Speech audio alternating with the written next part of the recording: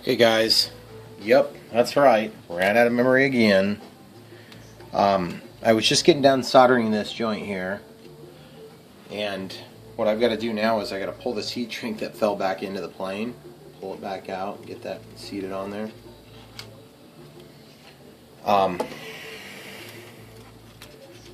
Which I'm just going to bring it up here right now, but I'm going to remember how this stuff isn't glued in the back yet, so just going to pull that up. And I don't really want to cover up the whole resistor so I can get a little bit of heat dissipation out of that.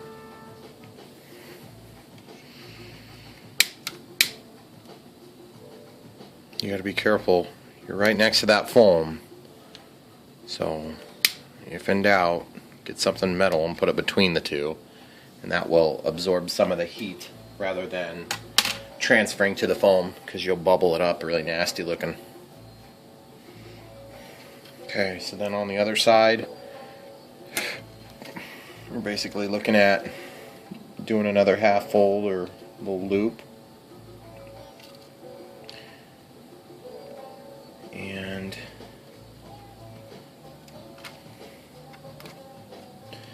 guys, I just did a video on the Carbon Cub SS yesterday, and I had my head in the way of the camera for like half the video, so super embarrassing. I would say, tell me if that's happening, but by the time it happens, it's way too late. And I know you guys are pretty good about the modification videos. People don't seem to, they're a little more understanding on those. The flight videos, people want to see the flight. I don't blame you, because it's the same way I am. Okay, so now that we've got that done, we can just take our extra strand of wire that we had, and we need to reach from there to either one of these wires or up into the terminal itself. I think going to the terminal itself is probably a little bit of a grandiose plan. The other thing is we have these things glued in here in such a way that it feels like this is hot glue, and I think this was CA. So tempting as it may be to go to the closer location, I'm not sure I want to do that. I might go up to the flap output, because then I can just run my wire up here and do it without compromising that. Plus this already has a splice joint on it, so then it's just one more splice in there. Whereas these, they are, what are those? Aileron servos. So they're a little bit more critical. If I make a mistake, then I'll lose an aileron. If I make a mistake over here, I lose flaps. So I'm going to get these stripped up and ready to go. Okay guys, you can see we've got the heat shrink on both sides now and the solder joint under there. So this is our negative lead. We'll be ready to land it here in a second. Okay guys, I made a decision on what I want to do. Because these wires don't give me much room back here to go to the ailerons, what I'm going to do is I'm going to unplug the flaps. And the thing that's kind of nice about this choice is that I don't actually have to undo any of the work I've already done. I can just untwist this wire to separate the 2 or 3 leads that I need, in this case 2 leads, and I'm just going to be tapping onto those, and so long as I don't change the overall length, it should be a relatively simple process. The best way, of course, would be to do a Y cable, but I don't have a Y cable, and I'm not going to go order a $15 part when I can just splice into it. So that's what I'm going to work on here. When I get ready to start cutting, I'll unpause it. Okay, so one thing I've been forgetting to do is to reattach this to the side, and I'm going to show you a trick here. Not rocket science, but take yourself a bladed flat screwdriver and take your hot glue gun. You can take your hot glue gun and then goop onto the tip of the screwdriver, which will help it to cool quickly. Then you can take those wires approximately where you need them and just goop them into the wall. And that works really sharp, because then you won't overheat your foam quite as bad, and plus you can pull off the excess that you didn't need to get the job done. And then you're left with not the most tidy looking hot glue glob, but at least you know that it's secured temporarily, and then you can get in there and actually get a little better hot glue joint. The other thing is you can take and do 2 of those one on each side of the resistor. And in my case, the resistor happens to be buckling away from the foam, which I really like in case I would have an electrical problem that would cause that thing to get hot. Which, the only thing I got to be careful about is that this knob is going to push down right about where I picked. So I'm glad I caught that in time before that hot glue heated up. But you see this thing here, as it folds down, it's going to want to close into about where I had this. And I've learned a trick a long time ago. If you stick your finger on hot glue, well, hopefully it's not so hot it's going to burn you, but you can actually sit there and hold it in place. And if it's sticking to your finger, just wait a little bit longer and just rock back and forth, and it will release, because the oil in your skin will typically cause that to happen, even if you don't want it to. So that's the step I've been forgetting. Now I've got a little bit of a strain relief, so I won't yank it out of the back of the plane. And this is still totally removable in the event that I would need to make a minor adjustment in placement. And you can see how it sits in there. Just glued in 2 spots. One there and one there. That'll kind of hold those 2 wires so they're ready to go when we need them.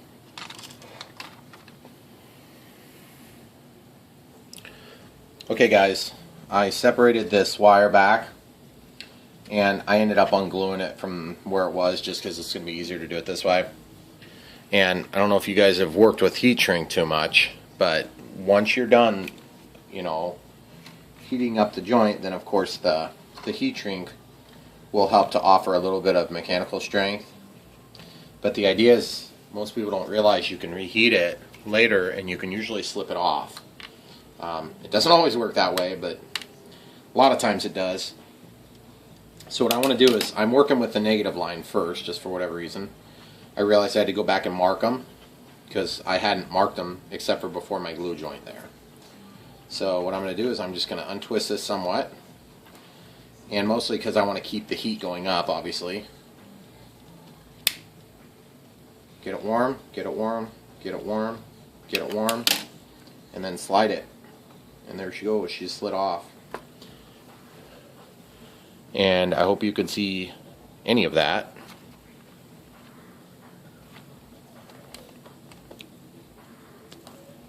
You can see it now, surely.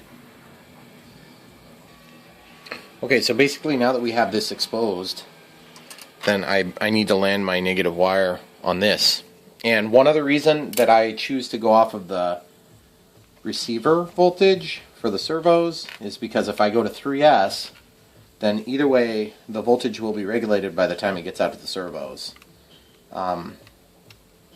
So that is of great value, because then as I change from 3S to 2S or vice versa, then the lights will continue to operate and they don't need a different resistor. Alright, cool. So I just basically wrapped around it once and then just pulled tight while holding the joint, and that actually will align this lengthwise. And that's another way to get a good strong joint, because once you solder, then you secure it. Of course it didn't like to stay in place that time. Try to get you a really close shot of that.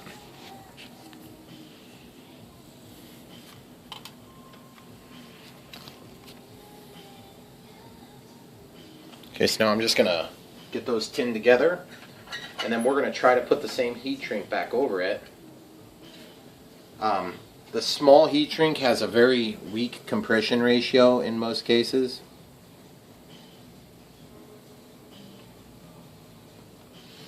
And the compression ratio, of course, speaks to the amount that it shrinks when you heat it up. And that means it'll usually shrink lengthwise and around your finished work. So now that that's done, if the heat shrink doesn't work, then we have 2 options. We can either replace the heat shrink with a new piece, but that means we have to cut the joint open, or we can try to take the pin out of the end of the connector and then slide the heat shrink down the length of it, which may not be out of the realm of question here at this point. Because I mean, this thing is going to be sitting up here, it's going to be glued down, so it's not uncritical, but it's also not that big a deal if we have to just go ahead and probably wouldn't be a bad idea to just show you how to do this. All these little steps add up to long videos. I'm sorry, guys. And they're really hard things to show. Okay, so what I'm going to do is I'm going to get this blade in here. I'm actually just going to pick it up a little bit. And then that's going to allow me, hopefully allow me, to pull this brown wire out. Yep. See how it slipped back? You can see a little bit of aluminum or copper or whatever that is. Stainless steel. Okay, so now that's out, but you have to pay special attention to make sure that that tab doesn't get broke off or bent or anything. So what I'll do is I'll just untwist this. Okay, and then I can take this heat shrink, the old heat shrink, and probably in this case I'll just see if I can leave it in place, depending on what heat shrink I'm using, which is rolled under the aircraft, of course. I got new heat shrink like this, and I don't think it's going to fit because it's the same style of heat shrink. So I'll probably just pull that back away from my work, and then what I'm going to do is I'll just cut it.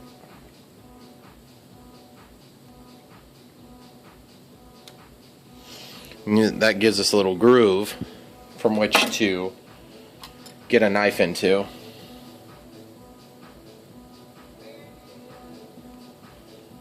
Okay, and then once you get that knife in there, then you can try not to chop your fingers off. That's option 1. And then option 2, you can take and just pull it. And sometimes you'll get lucky and it will just rip. But in our case, I don't think we're going to get lucky. I think we're just going to have to deal with it by cutting it the rest of the way. Which is always a very scary task for me. Because there's only one thing that can go right, and there's like 15 things that can go wrong.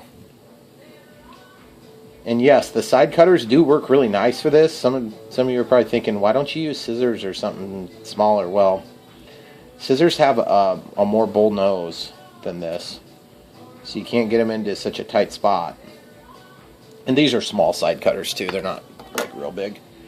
The other thing you can do sometimes is you can score that heat shrink, but again, in this application it's just so stinking small that I just can't get the tool to do that without compromising my safety.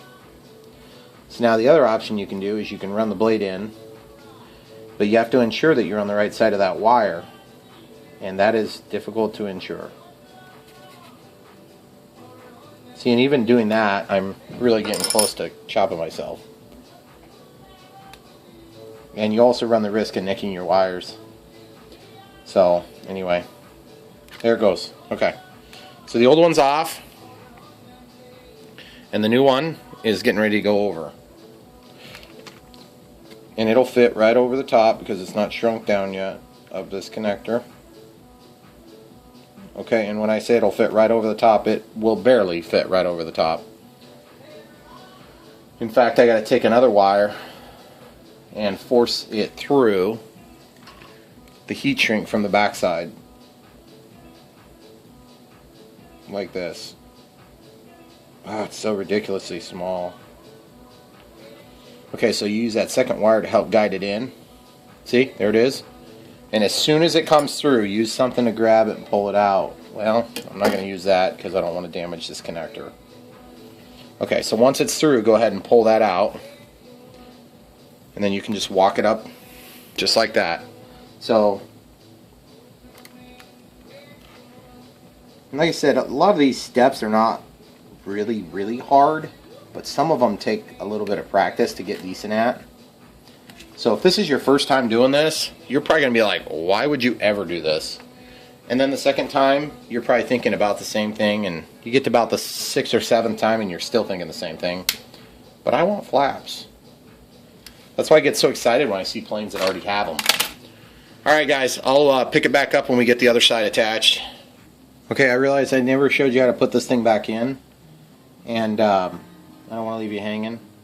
You find the side that's got the little upward clip, And then that goes wherever the clip is on the other side of this micro JST, whatever it's called.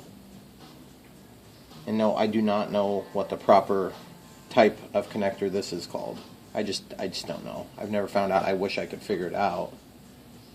Okay, then once you get it in, you pull it back and make sure it's tight, and it is. And then you're done. Then you can move on to the red one and do the other side. Okay guys, we got the red and the black landed. We have the resistor installed back here, and then of course the light in the back. And now it's time to test. Radio's on, throttle cut's turned on as well. Okay, cool. So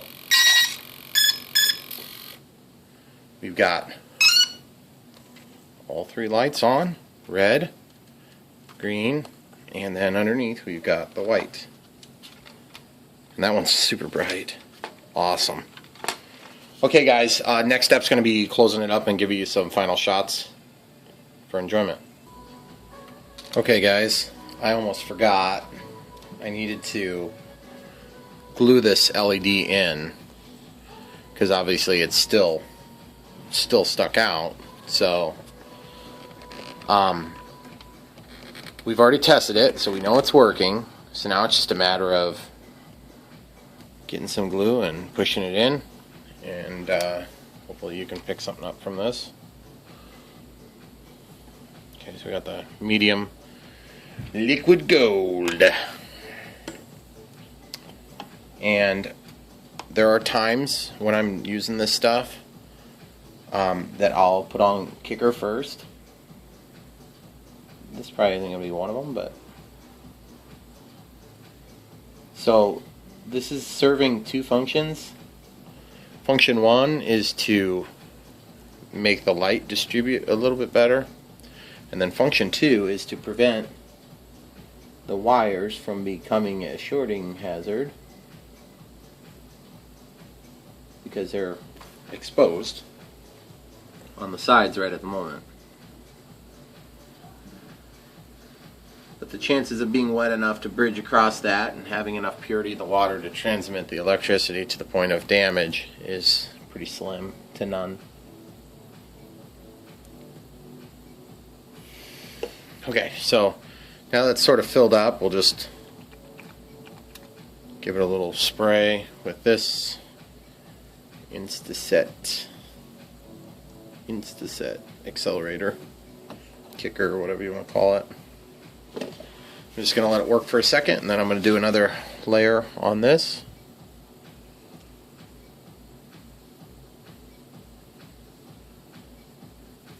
Okay, and you can see I'm doing the front and the back,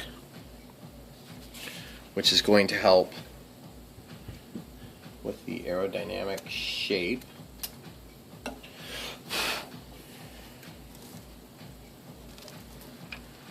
I'm just going to check the other side real quick.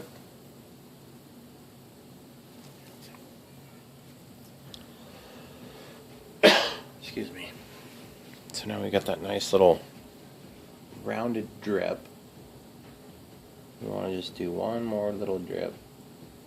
Yep, like that. And what's going to happen is that shape will actually make the light visible from the front of the plane a little bit. Just barely. But it protrudes up. I'm going to see if I can get a shot so you guys can see what I'm talking about. Of course, I got crap all over my plane stand. Okay. So if I pick this thing up,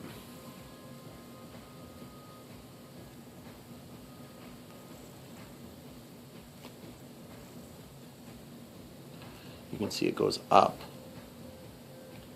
just slightly above the flat part. So from the front, if the plane is flying at you, then you'll be able to see the white light shining a little teeny bit. It should look really nice. So alright, I'm going to pause it, and here in a minute I'm ready to start testing for 2S or 3S. Okay guys, this is going to be my test for 2S versus 3S. Using my battery hatch adapter thing. Just get it plugged in, you can slide that thing in there. And then this thing is going to drop down into the slot, which is incidentally where the servo controls are now. And so I haven't worked out all the details yet on exactly how all that's going to work. But for the moment, I'm just going to slide this down in alongside it. And I'm going to flip the plane upside down, or right side up, rather. I've got this set up. It's okay, that's just the flaps noise you're hearing. Flaps, flaps. Shut off this big light. Ailerons, elevator, rudder. Everything is nice and free. And I'm going to turn off my throttle cut. I'll go ahead and hold on to it.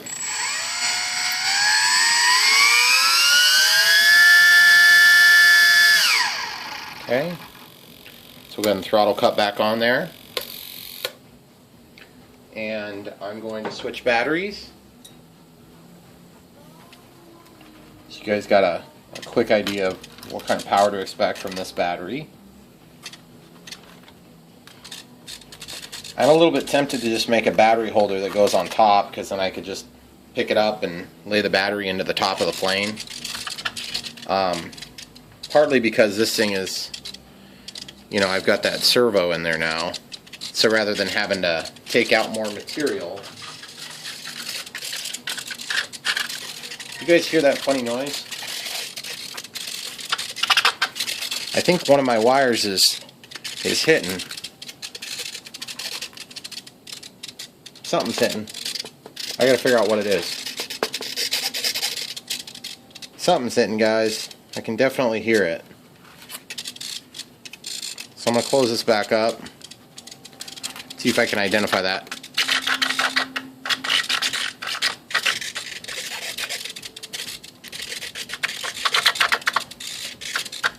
So something's bound. I gotta figure out which axis it is. There's the rudder axis. And I'm holding it down a little tighter back here. Then the elevator. Oh yeah, something's hitting. So I got to figure out where it's hitting, or why it's hitting, or how it's hitting. Looks like that's the elevator on this side. So when I close this hatch, it must be pushing this down into the gears. So what I got to do, and I was a little bit concerned that might happen, is I'll probably just take and drop like a single drip of hot glue or something there and just hold that down, and that'll keep it out of the way. But I want to figure out my battery mod first, and then hopefully I won't forget before I close it up. So okay guys, I'm getting ready to test. I'm going to show you how I do this. I've got, obviously a 3S battery is not going to have a 2S connector with the Eflite style end on it, which would be something like this.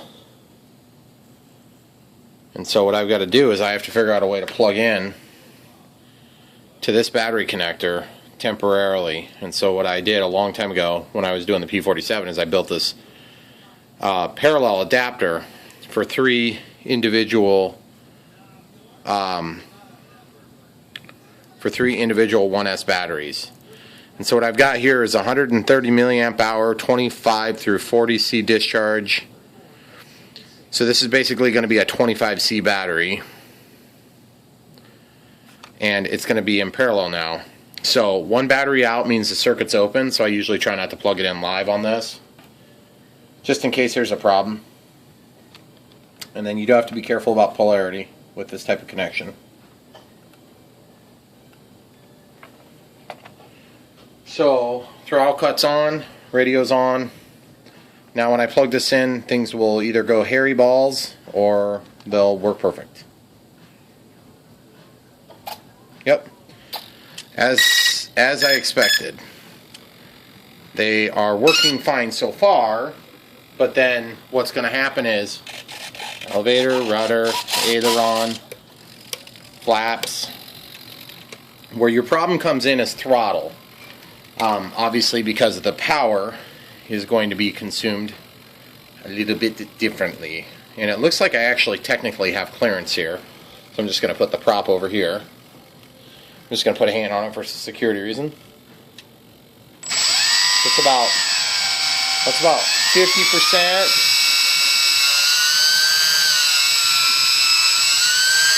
60, 70, 80, 90, 100%. Then if I back off, 70%, 71%. So when I get up to 100%, it seems like it wants to back off a little bit. Probably just the discharge rate of the battery, but guys, that feels like it's doing just fine.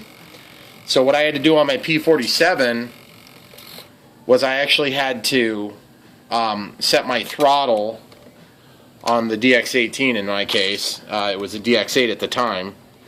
I had to go into my throttle. Excuse me, I did that wrong. I had to go to throttle curve, and then I basically uninhibited it, turned it on, and then I went and set the top position to like 90.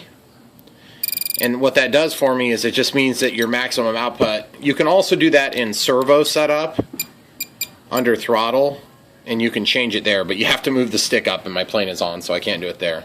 So basically what you do is you'd be cutting off that top 5 or 10%, because when flying this plane on 3S, there's a chance you're going to go into a high voltage cutoff, similar to a low voltage or a high current cutoff.